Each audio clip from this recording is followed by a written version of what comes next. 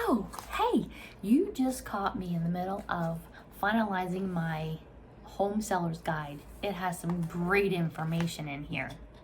Just a sneak peek of the selling process. So this is one of the things you'll get when you work with me is, ta-da, an explanation of all the things. Well, not all of them, because each transaction is different for selling at home. And if you are thinking about selling your home this year, well, I want you to take a couple things into consideration. Curb appeal. This is what I want you to do. This is your homework. I would like you to close your eyes, go outside, come back in, and open them up to a buyer's perspective of you looking around your house. Is your furniture too big for your room? Do you have too much stuff? I can help you with the staging ideas to make sure that when a buyer comes in, because guess what? When the buyer comes in, they're trying to think about where their things are going to go.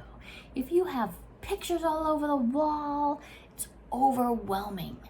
If you have knickknacks or tchotchkes everywhere, that all over the kitchen, get them out. People don't want to see that. They want to be able to visualize their stuff being in that home, because guess what? They're going to be buying it, hopefully. So in my new book, I have a whole section for staging a home. Now, you don't have to spend a lot of money, but I do want to let you know that if your dining room is dedicated dining room, but you're using it as something else, you may want to think about putting it back to the dining room, because buyers want to see what each room is intended for. Also, remember, you did the decorations based on what you prefer. Buyers might not like to have a red room or a maroon bathroom or a purple kitchen.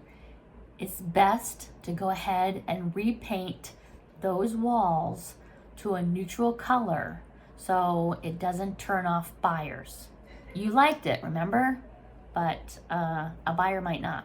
And that might, as you've seen on TV, those people are like, well, I don't like the paint. It's easy enough to paint, but we want to make sure that buyers stay in your house and look around more than 5 seconds. Next thing I'm going to do is I'm going to go ahead and schedule a professional photographer to come in and do some photos of your house. But remember, please make sure you declutter, get some of that stuff off the counter, and when they come in, they don't want to have all that makeup on the bathroom countertop, and I'm just being real here. And we want to make sure we have the best professional photos as possible. Remember, your home is being compared to new homes down the street or up the street or wherever. So we want to make sure that your home is in the best light possible. I look forward to working with you, meeting with you, and helping you along your journey. Take care and talk to you later. Bye.